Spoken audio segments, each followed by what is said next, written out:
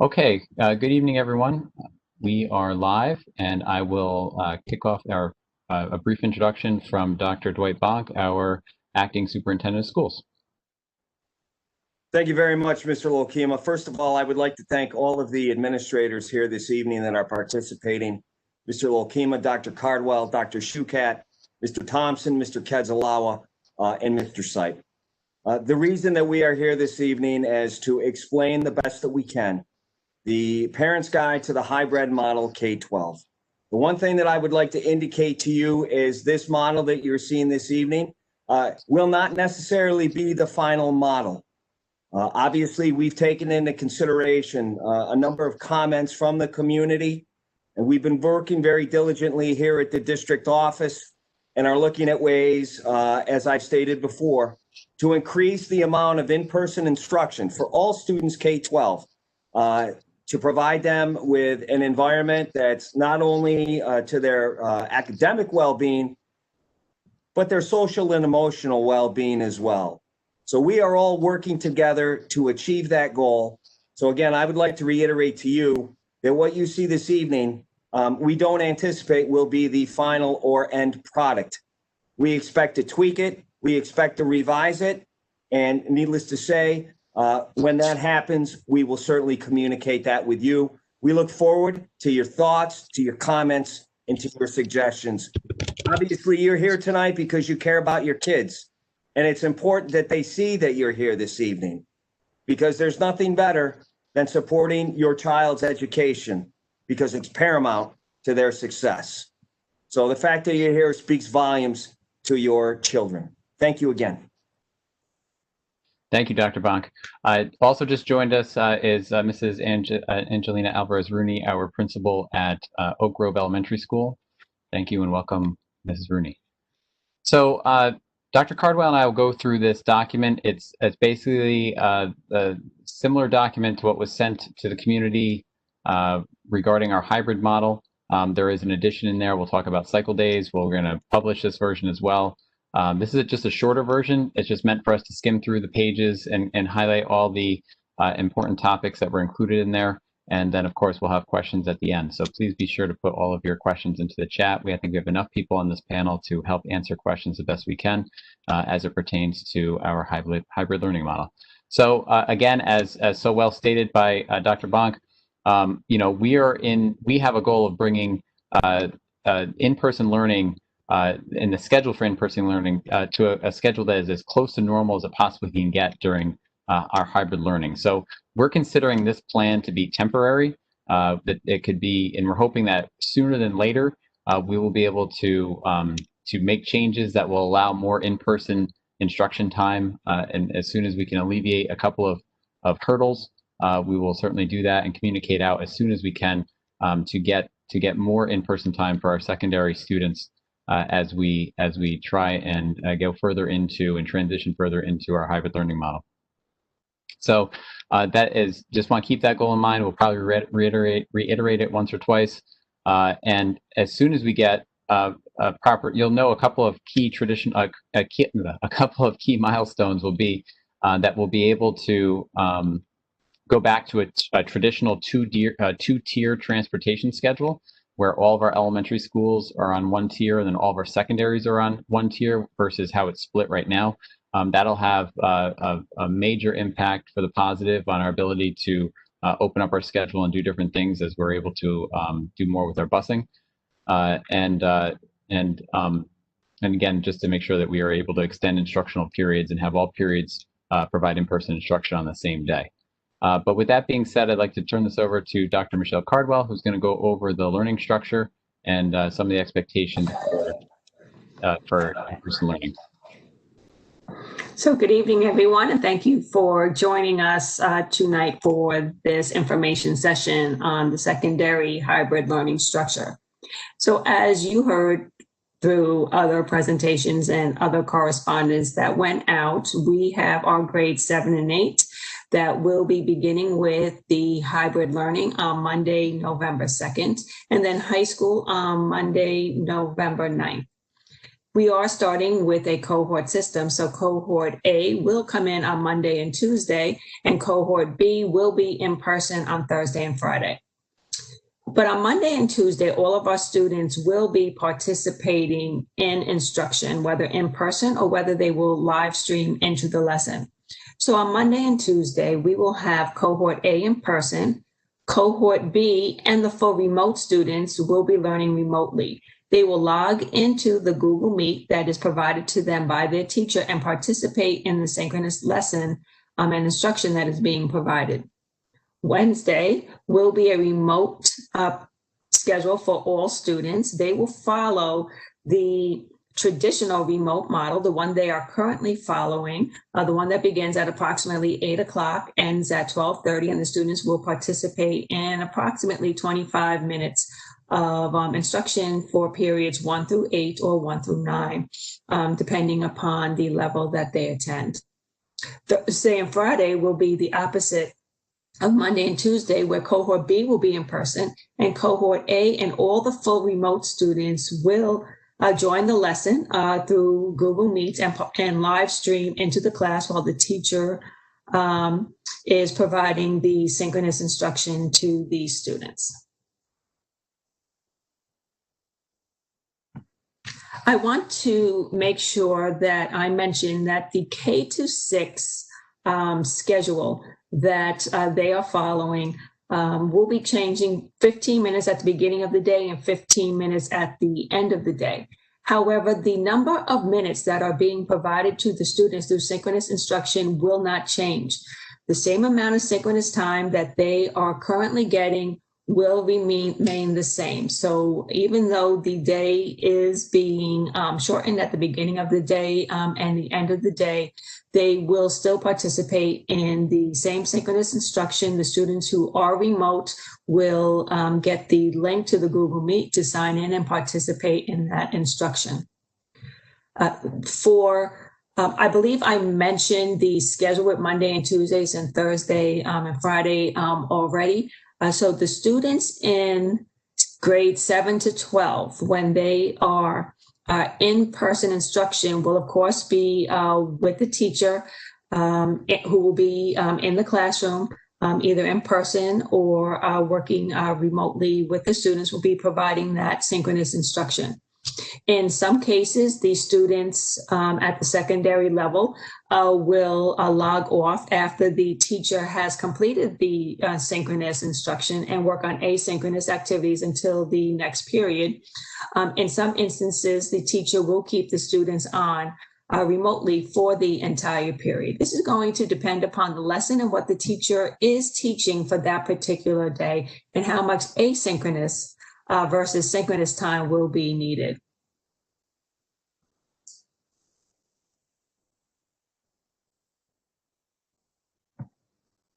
Darren?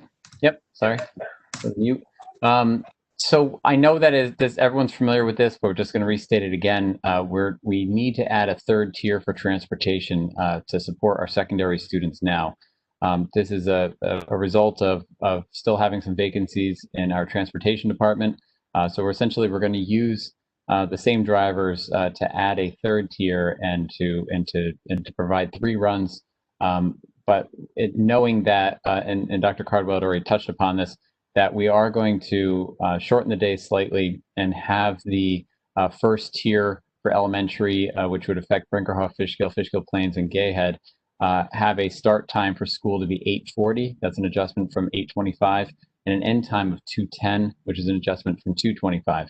And I think everyone should have received an email today, early this morning from me. The updated school bus pickup and drop off times are now available on our website. And if it's not accurate in Parent Portal this evening, it should replicate up to Parent Portal and be accurate by tomorrow morning. The high school pickup drop off times will be out on Tuesday, the 3rd. And I saw a question in the chat go by, so just answer it real quick. Yes, it's a superintendent's conference day on Tuesday the 3rd, so students are not attending class on Tuesday. Same thing for Tier 2, James S. Evans, Kinry Road, Myers, Oak, Sheaf Road, and Vassar Road Elementary will be on the 2nd tier. start time for school. The bus drop-off at the school will be 9:40. The end time will be 3:10. And the pickup and drop-off times will be adjusted accordingly. That should be the same for parent drop-off as well. If, of course, you have any questions, please don't hesitate to contact the building administrator if you have any questions about drop-off and pickup. So as you know, the hybrid phase in for students in grades 7 and 8, and they just, I think tomorrow is the last day for grade 7 new student orientation, but the start date for cohort A will be Monday the 2nd, and cohort B. And I know we had a few questions about that. Some folks are still perhaps a little confused about which cohort group they might be in. We are in general have cohort students whose last name begins between A and K are cohort A, and students L to Z, last name L to Z, will be in cohort B, unless you've made additional or alternate arrangements with the building administrator. That would be what your expected cohorts would be.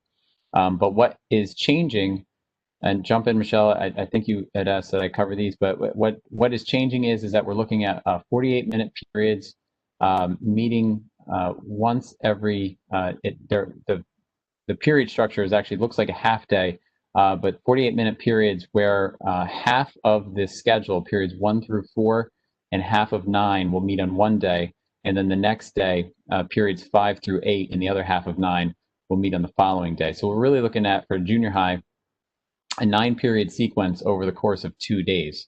So if skipping the fact that election day is happening on Tuesday, if it was a regular Monday, Tuesday schedule, students will come in on the 2nd, attend periods 1 through 4 at an extended period length, and half of 9, and on Tuesday they would come for 5, 6, 7, 8, and the other half of 9 using these times right here. This was important for us as we still do have some staff shortages to cover classrooms and the like in the building, and there were some questions when we sent it out, so I feel like we can try and answer that. What this does is creating the schedule, as it helps us with covering classrooms in the event that we're short staffed on any given day, because what we did was we're taking the teachers' normally scheduled lunchtime out of one of their periods, which would normally be periods 4, 5, 6, or 7, typically in a junior high model. We're taking that period out and giving the staff a lunch after the students depart. And that allows us to have flexibility with creating an extra duty coverage period, so the teachers have an extra free period to cover classes as needed. And that was really, really helpful and necessary to make sure that we can open up school with enough staff to cover on days, because we don't have the flexibility that we would normally. Last year, if we didn't have enough substitutes on a given day, building principals and administrators might scramble to double up on classes and change things around. We don't have that much flexibility with social distancing and the like in our classroom, so we anticipate additional staff and coverage time would be needed. So that's why we decided until we're able to alleviate some of these staffing issues, create this half-day period structure where we're getting enough full minutes of instruction to be very similar to the remote learning experience over the course of 2 days, but put it into 1 day for each learning period. And I think a lot of the teachers are very excited about having a full-length period to provide instruction to our students. So we're very, very hopeful that this is received well. But that's how the period structure will work for the junior high. Very similar for the high school. Michelle, did you want to add anything about that? The text in the middle?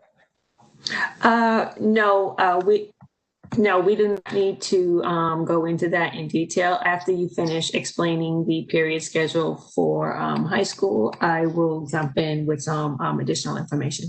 Okay, super, thanks. All right, and similar for high school, we're looking at 54-minute period lengths. And again, since they don't have 9th period, we're able to extend it a little bit. Our goal is to have the buses all roll at the same time. So period 1, 2, 3, and 4 would be on Monday the 2nd. If election day wasn't happening on Tuesday, we would have periods 5, 6, 7, 8. There is, and maybe this is what you're going to touch upon, there is certainly, it is certainly expected that the students who are remote only that day or remote only every day, depending on how they've elected to go to attend class, will be attending those periods, at the same exact time of live instruction. So they're going to have to adjust their schedules. Did you want to talk more about that, Michelle?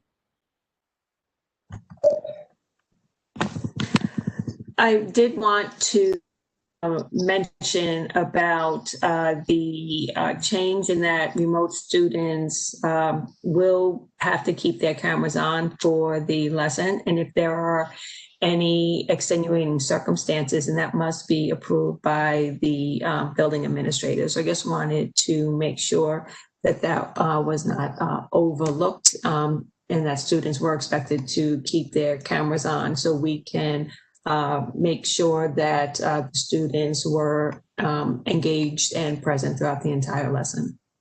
Okay.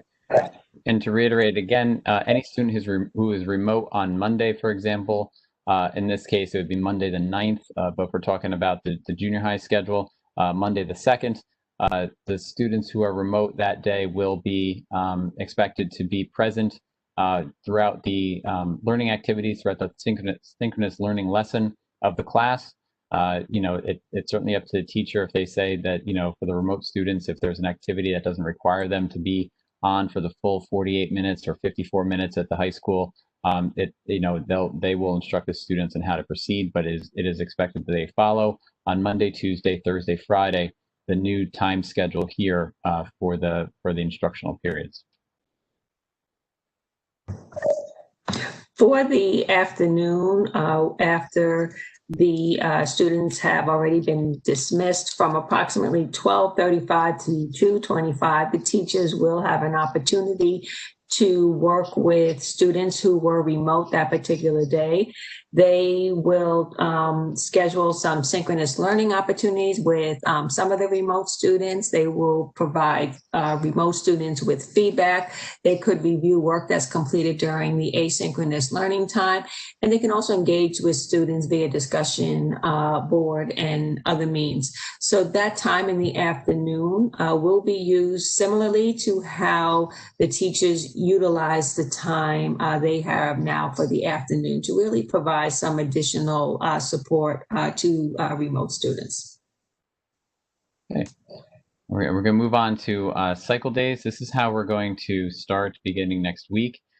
We had a lot of different discussions about this, and yes, we understand there's probably one or two other ways to do it, but this is how our building administrators and other staff, as we talked about it, thought it'd be best to start off. We're going to start off as an even and odd week. So November 2nd is going to be the first week we do this, and it'll be an even and it'll start off as an odd week.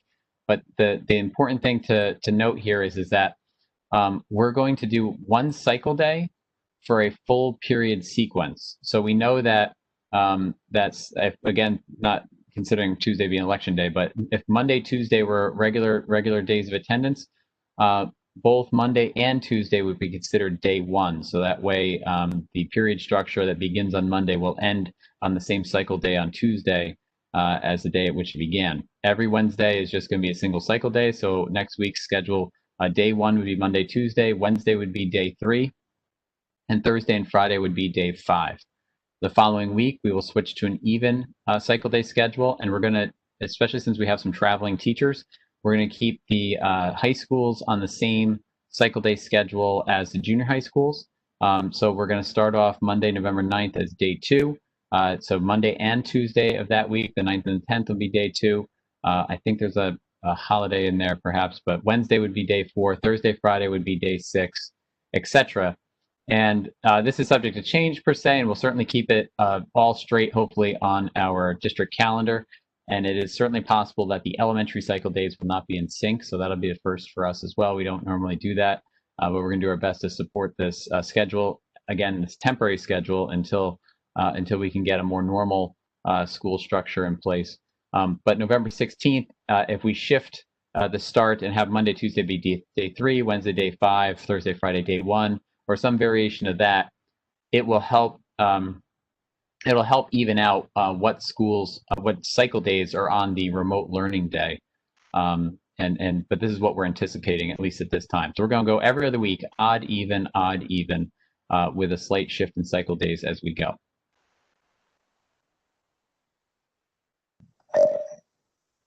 So So we have received a lot of questions regarding the next few items that I will discuss. So I just wanted to make sure that we brought it up at this information session in case anyone on this line had some questions outstanding or remaining on these items. So related service providers and support staff will continue to work and meet with students. You will be contacted, or your children will be contacted to make arrangements of when those sessions will be held. For students that participate in an art or music class, or they participate in band, we will make sure that we are adhering to all our social distancing guidelines, especially for a chorus ensemble.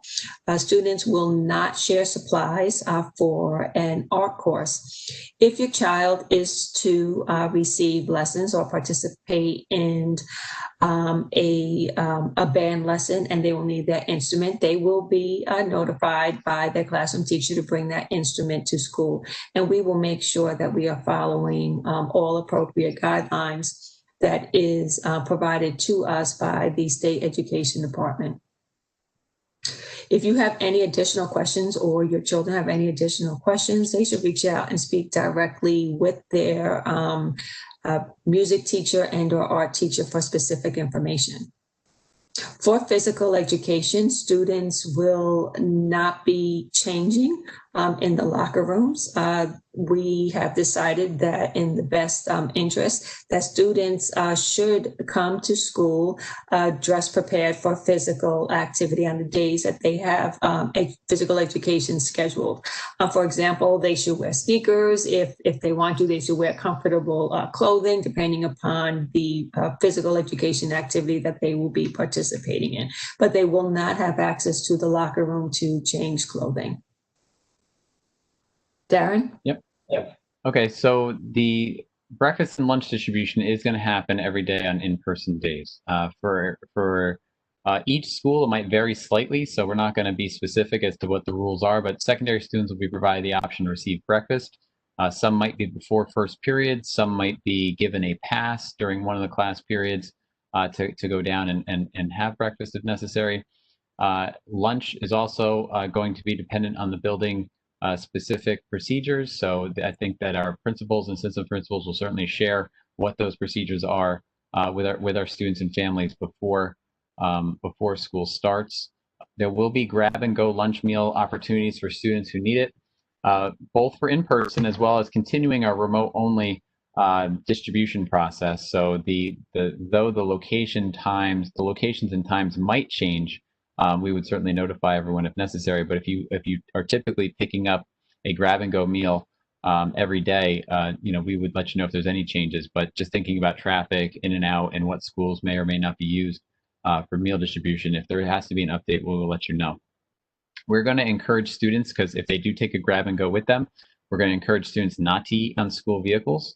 And of course, if you feel it's necessary, we invite you to please complete our free and reduced lunch applications and send them over to our food service department as soon as you can.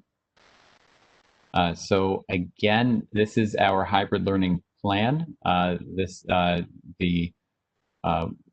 goal, again, this is temporary, so our goal is to get as close to normal as possible throughout the course of hybrid learning, and this is just one step in what will hopefully be a short step to getting to more of a normalized period structure for our students. Dr. Cardwell, Dr. Bonk, is there anything that you wish to add, or any of other participants or panelists rather, before we get into the Q&A? Again, I would just like to reiterate that, again, this is temporary. This is not the end product. This is a work in progress. And again, I would like to reiterate, the goal is to get as many students in-person instruction as possible, K-12, and it needs to be done in a safe manner. And that's the work that we have ahead of us. And we will work toward that goal, and we will work toward that goal collaboratively with you. I've seen a lot of the questions pop up in here. Thank you. We need your questions. We need your input. So please don't hesitate to contact us. Thank you. Very good. All right, so I'm going to stop sharing. If I have to turn back on the share screen to refer to anything, I will, but I'm going to stop sharing and come back out and see what see what we have here in the Q&A records. Let's see.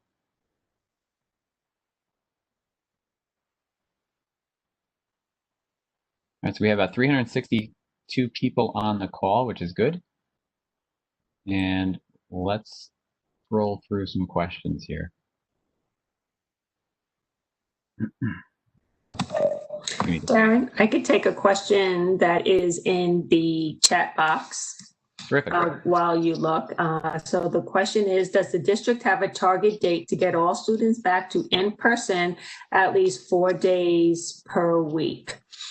As of right now, with the current social distancing guidelines that the district must adhere to from the Department of Health, from the New York State Governor's Office, and from the New York State Education Department, we do not have the space nor the busing to bring all of our students back 4 days per week. We are currently bringing back our self-contained students 4 days per week. We are looking to see if there are additional students at the elementary level that we can bring back more than 2 days per week. However, unless those social distancing guidelines change, we will be unable to bring back all of our students 4 days per week. Okay, terrific. This is question, the first question in the Q&A section. I will bounce back and forth between Q&A chat. It is a high school related question, so perhaps one of our high school administrators can answer this. And it has to do with eating during the school day. It says, my daughter is a 9th grade student. She has study hall first period. Doing virtual, is she going to have lunch period when she's hybrid? So she has study hall first period when doing virtual. And she's asking if there's going to be a lunch period when she's hybrid. She needs food in her system to concentrate in school. Mr. Seif or Mr. Kettelawa, could you just describe what students who need to eat might experience?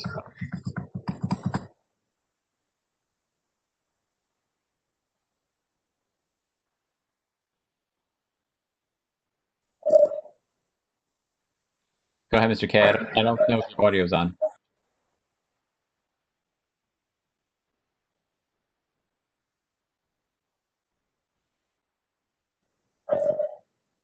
Mr. Kettelawa, are you trying to speak? I see your audio came off. Or Mr. Seif? I'm sorry, I didn't hear the question. I had background noise. Can you read that again for me, please? Yes, it says my daughter's in 9th grade and she has study hall on first period when doing virtual. So she has study hall first period when doing virtual. Is she going to have a lunch period when she's hybrid? First period? Well, I think the question has to do with, is she going to be able to get something to eat when needed on a day when, let's say on Tuesday, when she doesn't have a lunch scheduled, if her normal lunch or time to get a break would be on Monday? Yes, they'll be given passes at the end of each period. So you'll have an opportunity for the last 2 minutes from going to your class down to the cafeteria to eat there. Yep. Okay. Next question. Why can't we do, and this isn't necessarily for you, but it is a high school question. Why can't we do block scheduling for the high school? Do half of their schedule one day, but do, hold on, my screen moved. One day, do half of their schedule one day in double periods. That way they get the full day of school. Other schools are doing it, and the current plan is not enough time. I'll answer that just by saying the problem isn't our ability to, our problem is our ability to hold class longer than the time that we're doing it. So we're going to have we have a transportation issue where because of the extra tiers of transportation and the same number of drivers, we're not going to be able to keep the high schools much longer than what they are right now. So our constraint in terms of the length of our day has a little bit more to do with our ability to get students to and from school. And this is the plan that we're going to start out with. And as soon as we have capacity to increase that, as Dr. Bonk had indicated, we will certainly do so. Let's see. What about number of days? I think we covered the cycle days. I'm going to skip down a little bit. My main question surrounds the 20 minutes of synchronous instruction live streamed. Is that anything different than from having K6 doing virtual and in class simultaneously? Dr. Cardwell? So the K to 6 instructional program will remain the same as it is now. So for the past few weeks, we have had all of our K to 6 students in hybrid.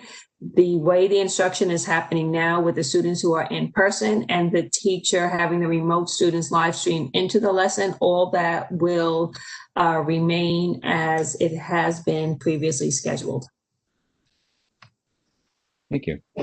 Taking 2 days to complete one instruction is obviously concerning, especially for students who are taking Regents exams and being compared to their peers across the state that are in full day classes. How does the district plan to compensate for this? So the district has had 5 days of superintendent's conference days at the beginning of the school year.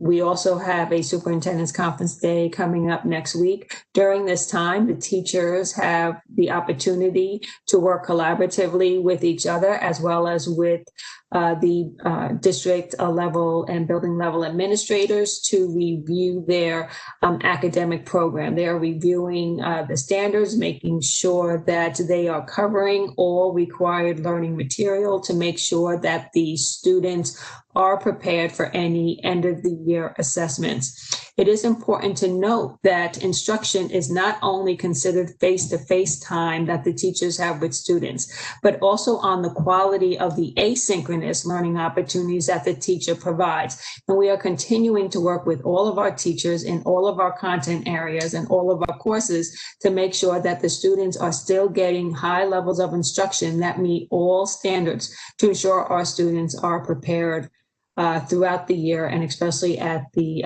end of the school year, that they have met all course objectives. Thank you. Next one, just to clarify, a total remote student will be on camera and to participate for 54 minutes or for as long as the teacher is teaching. So again, I guess we're talking about a high school student, 54 minutes. And that is correct. I mean, so the student will be in class, participate in class for the full 54 minutes, or for whatever reason, unless if the teacher gives other instructions to the remote students of that class. So Wednesday, you stated 25-minute instruction. Is that 25 minutes per each subject? My screen moved. Hold on. Because right now I see mostly independent work for my 5th grader. So we were talking about the 25-minute instruction for Wednesdays. That's the model for our remote learning schedule for secondary, where there are 25-minute period lengths. So that's what we're talking about there. I believe Dr. Cardwell had addressed the number of minutes for instruction not being any different currently due to the changes for elementary. Let's see, hold on. In high schools, how will students be changing classes?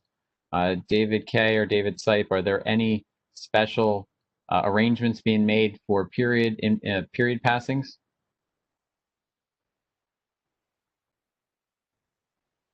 Go ahead, Mr.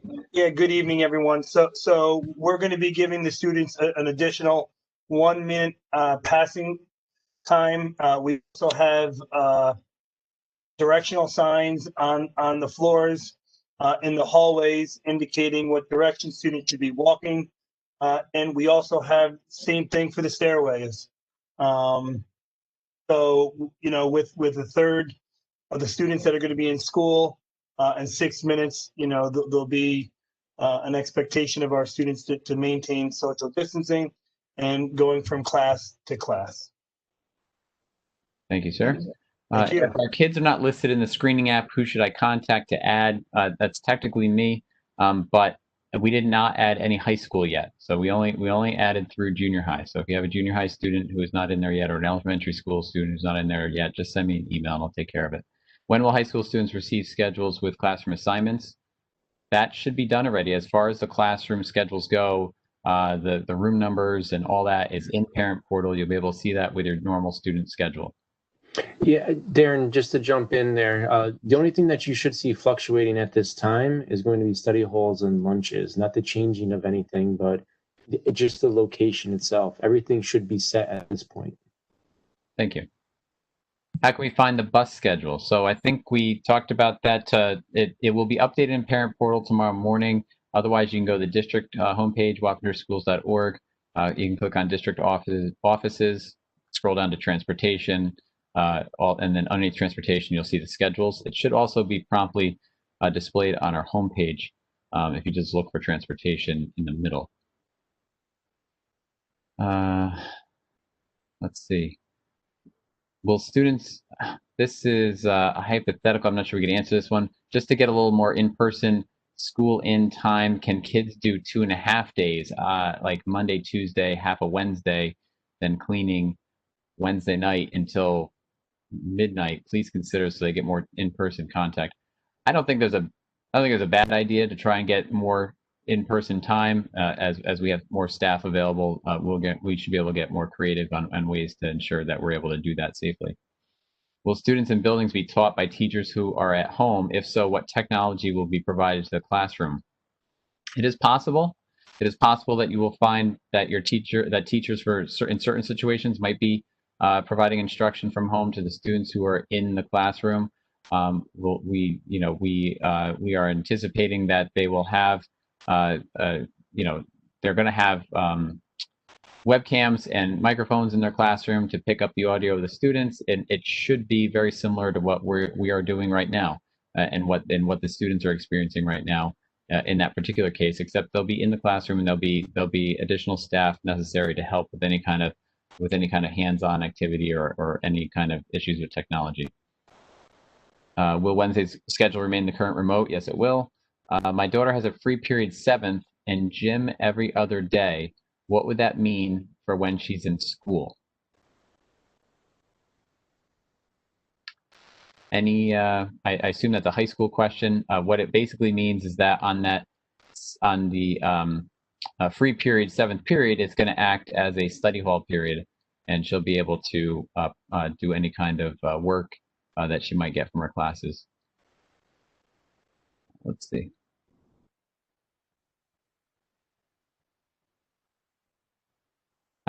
This is off topic. I'm concerned with the one positive COVID test at Gay Head. Is my child safe to attend school? I don't know if we have any further updates on that, Dr. Bonk, with regards to any kind of, do you have any updates on that? The only thing that I can share is that there will be no in-person instruction tomorrow at Gay Head. It will be remote. And a correspondence has been sent out to the community indicating the reasons and the rationale and how we expect to move forward. I don't have any further updates at this time. If I do get any updates, believe me, we will certainly send those out. But right now, it's anticipated that remote instruction at Gay Head will occur tomorrow. And at this point, we expect regular instruction on Friday. If there's any change to that, we will certainly let you know. Thank you. Sure. At the very least, can secondary schools please follow a full day schedule on Wednesdays and on any other day when school is, oh, my screen moved, I'm sorry. Hold on.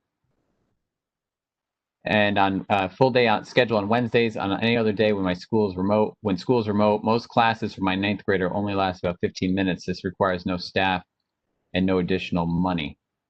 So that's a question about updating our remote learning schedules to be full-length periods instead of 25 minutes. I don't know if Dr. Cardwell, you want to make any mention of that? We originally created the half-day schedule for remote learners at the request of the parents and community members that attended our reopening workshops at the beginning of the school year, I believe at the end of August. And it was recommended that they not want the students on the computer all day. So we created the half-day live sessions based upon those recommendations. We can go back and we can look and revisit it.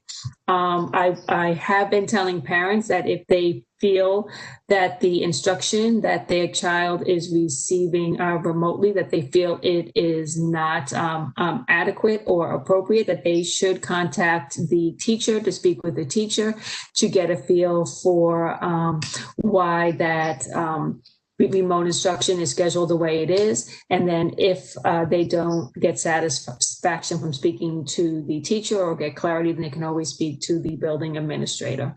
But we will continue to look at all options as we continue to monitor and review our current in-person, hybrid, and remote learning models.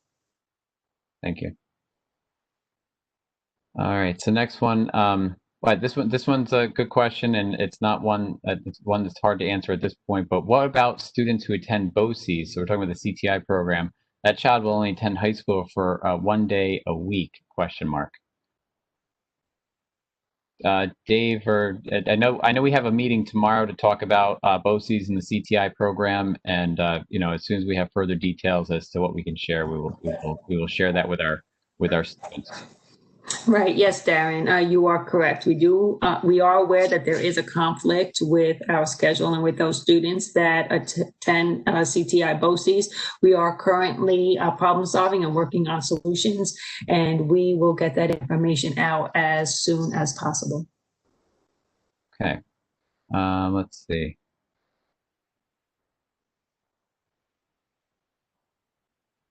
Where will study hall be located? I think Mr. Kedzalawa or Mr. Sipe mentioned that. I'm not sure which school they're referring to, but it says my high school student shows no room number on her schedule.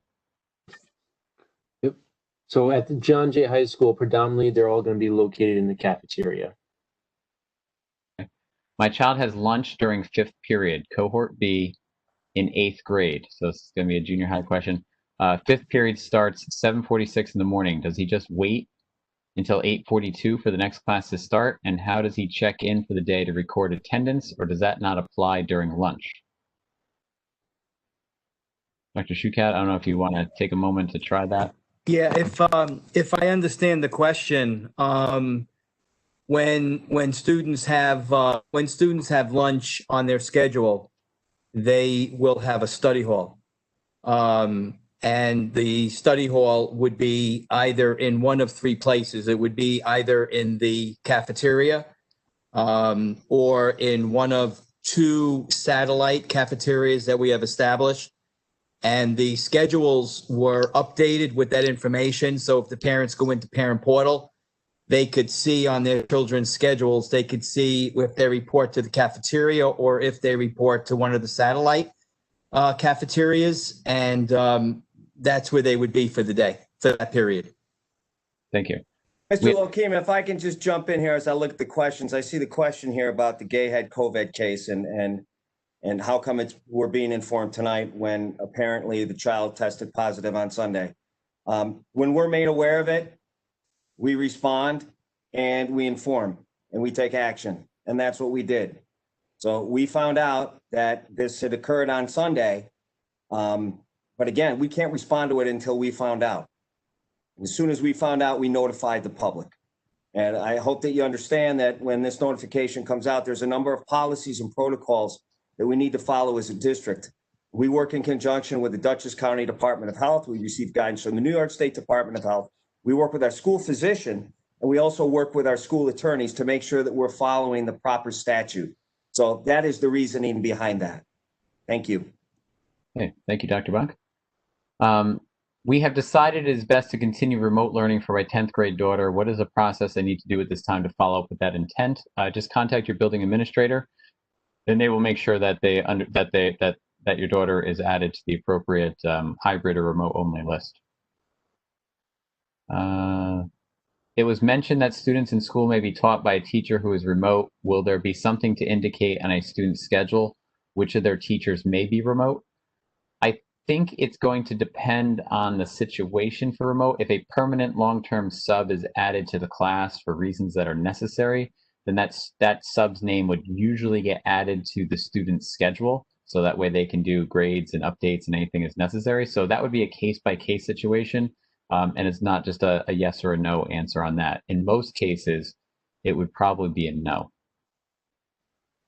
Mr. Lokema, if I could just jump in here, I see a question here in regards to the 4 days per week target date. Basically, we're doing everything we can, as I indicated, to ensure as much in-person instruction as possible. And we want to make sure that that's quality in-person instruction. So in terms of predicting a date or promising a date, I'm not in a position to do that. But I can tell you we hope to do it sooner rather than later. And when I say sooner, I would say hopefully within the coming months. I can't guarantee that. I won't promise that. But that's our goal internally, is to make that happen by that time. Okay. Is it possible for Orchard View to go 4 days considering its small size? I would say it's anything's possible. We'll just have to look and see how it goes.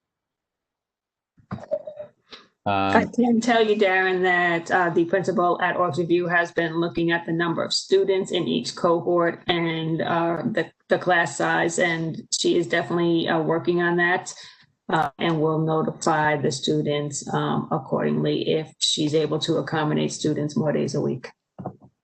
Okay, thank you. Do you have the physical space in classrooms to seat students 6 feet apart?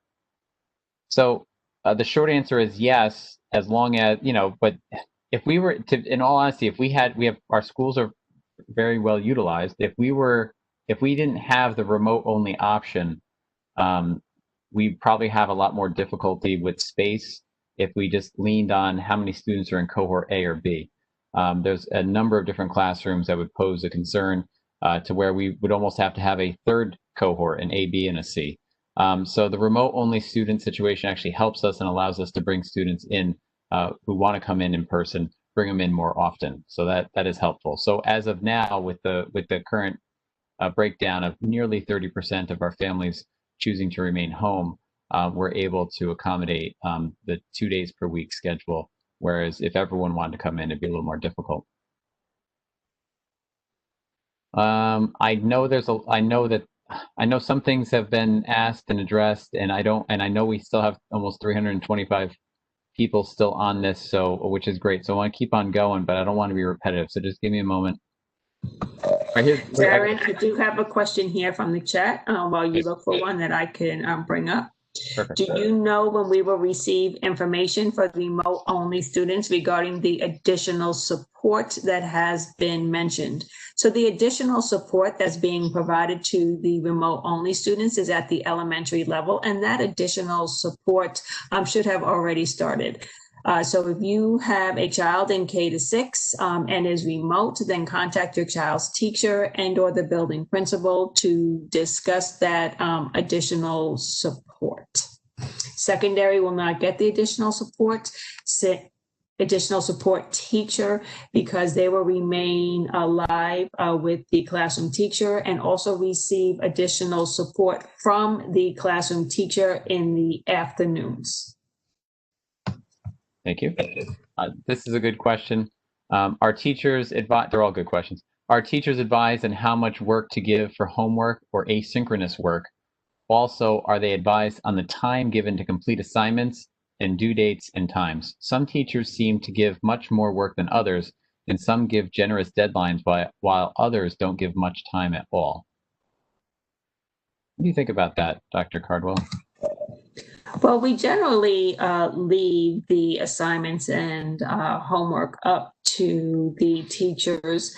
There is generally consistency amongst courses in a particular grade. And then they vary from department to department. However, if you have any questions about the amount of work, or whether it is asynchronous or whether it is synchronous, or whether it is homework once we become hybrid, please reach out to your child's teacher for additional clarification. If you feel the work is too little or too much, that's important information that you should share and have a conversation with your child's teacher to discuss, so you have a better understanding of what is expected. Thank you. Will Google Classroom all remote schedules reflect the changes that will be occurring? The back and forth changes of schedules on different days varying each week. I worry some will become confusing for students. The nature of the Google Classroom itself wouldn't, but the actual schedule in Parent Portal, when you can see the live schedule view for your students for that day and where they are, that will change because we have to set those every day for attendance purposes. So with the 1 through 4, 5 to 8 changing on a daily basis, we are going to be able to have that set in Parent Portal and change as the days change. Are the classes and desks going to be cleaned between periods? I know this question comes up a lot, and unfortunately, we don't have the capacity to do that at this time. We're going to encourage hand sanitizing both before and after class, and I think that the secondary principals are also thinking of different ways, ideas they're getting from other schools, perhaps temporary surfaces that get to be placed down. See if we can put things like that in place for the students on a daily basis, little surfaces they might take with them. So more to come on that. How is it possible that all material, oh, I think we covered that. See, when cohort B is in school, will cohort A apply by the same 4-period structure as cohort B, or will they go by the separate online schedule? Nope, it's the same teachers. They got to follow the same schedule as the students who are in class. So starting the 2nd for junior high, cohort B will have to follow the cohort A schedule on Monday, November 2nd. When do you anticipate being fully hired for transportation? Our kids are being penalized due to this lack of staffing, and it's not fair. I don't know if Dr. Bonk, if you want to talk about some of the challenges for hiring currently. Sure, absolutely. As you've probably seen throughout the region and throughout the state, you've seen signs trying to recruit bus drivers. It's very difficult. It was very difficult prior to the COVID pandemic. The COVID pandemic has made it even more difficult. That being said, I know you've heard the size of the district transportation fleet. It's the largest in New York State in terms of providing services to a district. We're, from what I understand, we're somewhere between the 9th and the 10th largest district in the state. The districts that are larger than us, they subcontract their driving. They have companies that do that for them. That's not an excuse, but that's the reality. So we need to do a better job of recruiting and bringing people in and providing incentives. And we're doing that. And within the last couple of, I would say probably within the last week to 10 days, we've seen our numbers increase. I'm hopeful that they will continue to increase. I believe that they will. And once that happens, that will provide us with opportunities to do much more than we're able to do right now. Needless to say, there have been some changes within our transportation department, and things are being evaluated. And we're going to do our best to get as many drivers in as possible. But I anticipate that within a relatively fair period of time, we will be able to address the tier system. And once we're able to potentially move back to a 2-tier system, that will provide us with tremendous opportunities in terms of being able to transport students in and out of school for in-person instruction. That will also allow us tremendous flexibility with the times. Some of you have commented about the amount of instruction time at the secondary level. It needs to be improved. We realize that. And again, we're working to that end. It needs to be somewhat similar in time as that of the elementary. And again, we're working on all of these things. I ask for your patience, even though I understand if you don't have any left. I get it. We get it. And again, these are things that we're trying to address. So I don't want to make any predictions, but my hope is that within the next couple of months, we have the staffing needed at the latest to be able to move forward with different schedules that provide different opportunities for our students, which would mean more in-person instruction. So I hope that's helpful. Thank you very much.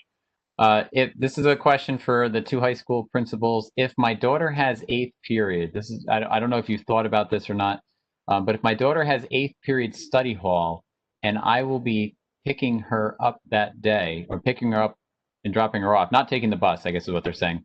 Can I pick her up after 7th period, or does she have to stay until the end of the day during study hall? And then what are the drop off and pickup times?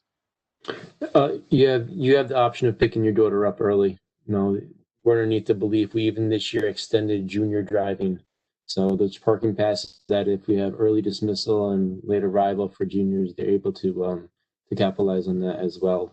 The drop-off zones, I can speak for John Jay. There'll be communication coming out specific to our building in order to where to pick up your child and what times they'll be. Thank you. This next question is not as easy to answer, but it's a good question. Can kids bring their own Chromebooks if they want to work during study hall and lunches using their own cell phone hotspots? So I'm going to just say that we're not going to encourage students bringing their own personal devices.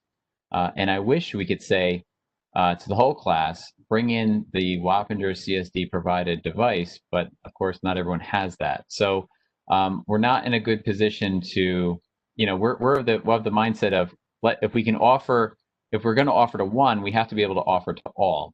But that we are not in a position to be able to offer to all.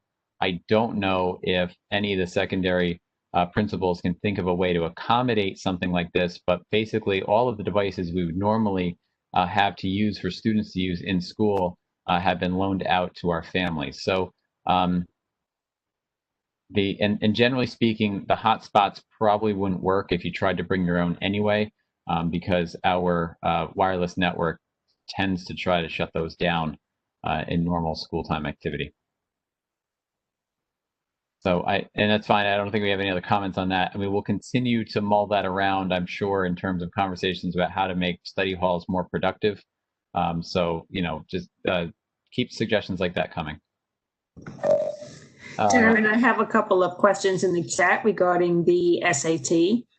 There are many districts or schools throughout the area that have canceled the SATs. But if you want to schedule your child to take an SAT, they go to the College Board website and they register for the SAT.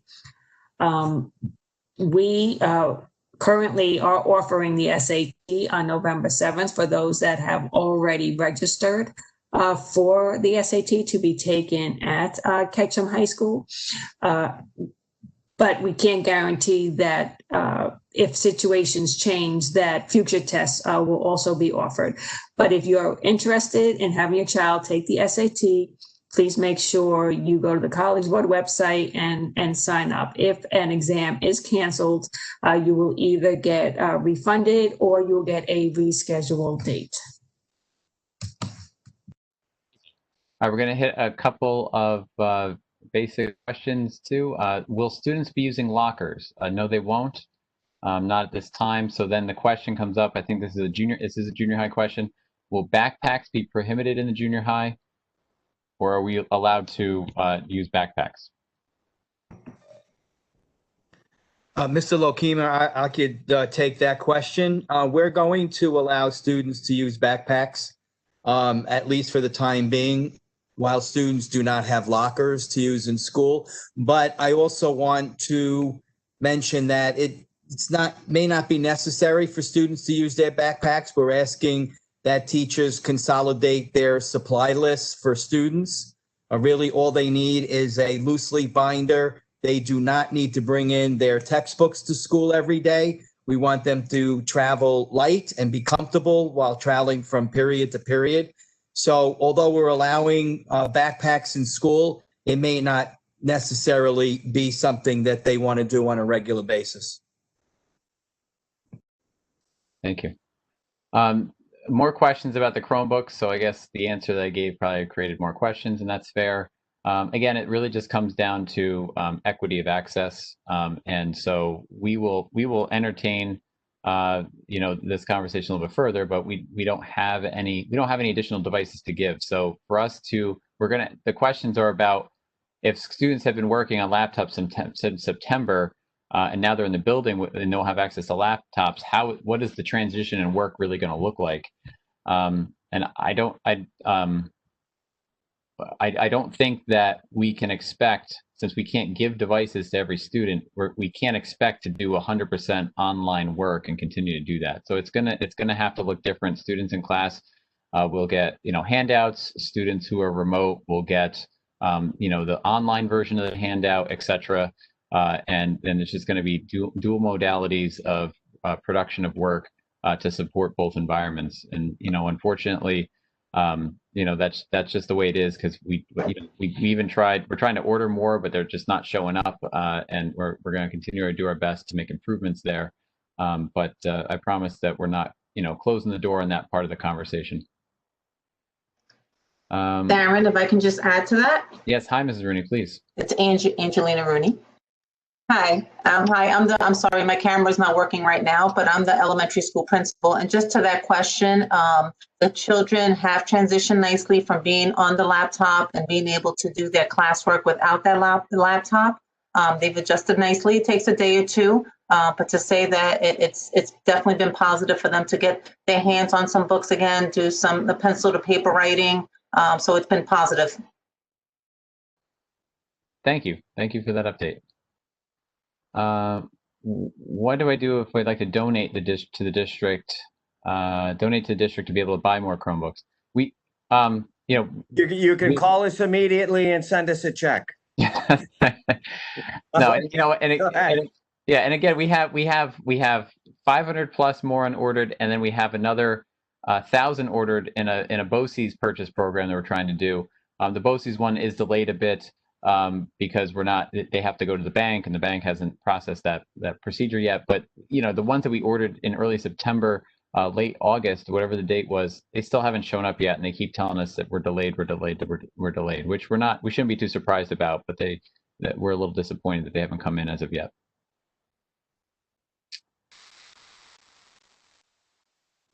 Michelle or Dwight, have you combed through? Do you have any questions that really stand out? I mean, we're at about an hour. We have a lot of really good questions in here. Some questions I think we might have to take offline and try and answer some other way. There was a question that I saw about a classroom with a remote teacher. So in any classroom in which there is a remote teacher and the students are in person, there will be an additional staff member in that classroom to supervise the students. There is a question about back-to-back study halls and the question of how productive that would be. So a student would basically have free time from 10:30 till 11. Well, it says 55, but it should be 11:40. Whatever the time is for those periods, basically back-to-back, a lunch in a study hall now equals 2 study halls. What will that child be doing? Any thoughts on that for our secondary administrators on how to make that time more productive? Obviously, I think some of this is going to be like some trial and error. We want to make sure that we're able to provide work to the students and make that time go by and not just sit there. But some of it might end up being, a little bit of, make adjustments as we go. I don't know if you have any thoughts about that to our secondary administrators.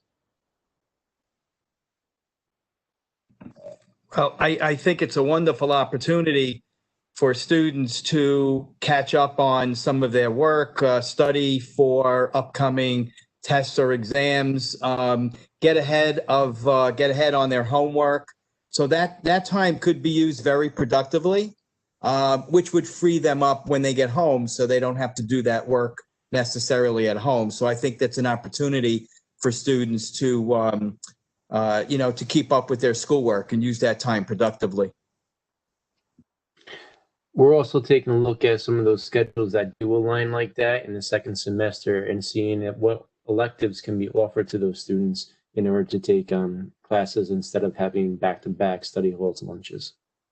Okay. Thank you. What times are for the junior high? What are the times for the junior highs that where we're not using transportation? What are the pickup? I'm going to have to rephrase the question. What are the pickup and drop-off times for, this one says Van Wyck, but it should be for Wappingers Junior as well, for children who are not taking district transportation? Do you know what those times are? 7:40. Yes. At 11:50. Well, so what would be the drop-off time for parents at your school is 7:40, the same time that the buses let out? Okay. Yes, and that would be in the front by the flagpole for Wappingers Junior. I don't know where Steve's drop-off is. Yeah, we're structured a little bit differently. Students will be allowed to be dropped off at 7:15 in the morning for a 7:40 start time. And students will come in and they'll go into They'll start in the auditorium, and the auditorium is socially distanced. We have the seats socially distanced, and they'll wait in the auditorium. If that fills up, then we have 2 other sites that we will bring students to. But primarily, we're allowing parents to drop off their kids about 7:15 in the morning, no earlier, and wait for the 7:40 start time. Okay, thank you.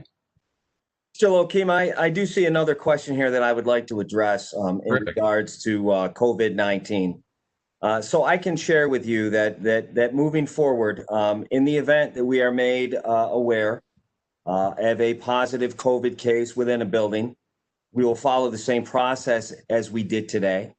We will notify, well, first of all, obviously, we will consult with the Dutchess County Department of Health, school physician, our attorneys, and then we will move forward and notify the community of the building that may be impacted. We're going to be handling these things building by building. We don't see a scenario unless there's a massive outbreak that impacts the entire district, which we certainly hope does not happen. We don't see closing or basically switching to remote learning for the entire district.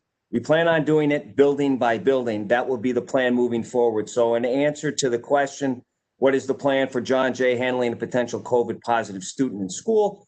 Will in-person be suspended for a period of time before resuming? Potentially, yes, I would say. And again, it would all depend upon the circumstances and consultation with the Dutchess County Department of Health, school physician, as well as our attorneys to make sure that we are following statute and regulation in that regard. Thank you. There's a question about what would the remote learning periods look like, the 25-minute periods. They just asked to put it up on the screen. I'm just going to put it up on the screen for just a moment. Here it is. So this is the, well, it's a 9-period structure for the junior high. I think they were talking about the high school. So here is the, of course, I can't fit it on there. Here's the period structure for high school. It's across 2 pages. Hopefully you can see that okay. There it is with period 8. Michelle, do you want to get another question? We're probably going to wrap it up in the next 4 or 5 minutes, so maybe we just do a few more.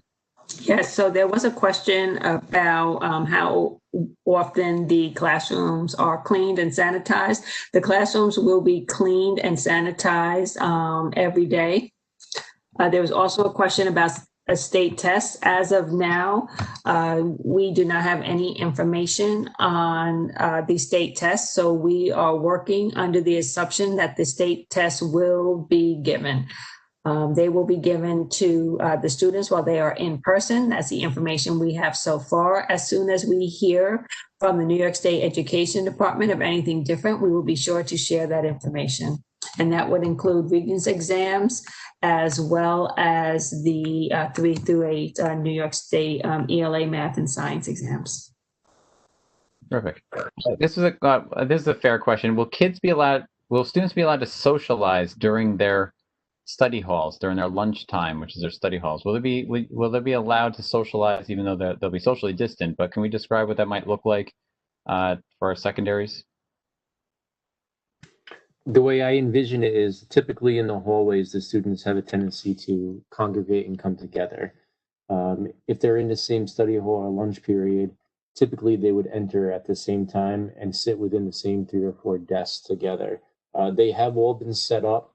There's 140 spots in the cafeteria, which would allow a cycle of 4 to 6 people that could actually communicate through masks being worn in order to socialize. Thank you, Mr. Kezlawa. Can kids still attend school from home if they are sick? I have heard that they aren't allowed to attend even from home. So we are saying that if a student is not well, we don't want to. We are, especially with the use of the daily screening tool and everything. We do not want students who have illness symptoms coming to school, but at the same time, we don't want to penalize their learning. If they feel well enough to join the class remotely, they are still allowed to do so. All right, so I'm going to go back to Michelle or Dwight. Is there anything you wish to just address before we wrap up? Again, I want to thank all the members of the administration for taking the time this evening to be here and communicate with our school community. And again, I want to thank all of the parents that are here as well and families. Again, this is a work in progress. And what we had tonight was a discussion. I look forward to many more as we move on. So again, I thank you very much for your questions. I thank you for your time. I thank you for your concern. And I thank you for support of your students as well as this district. Thank you. Okay. All right. Thank you very much. I'm going to stop the recording. This recording will be available online tomorrow.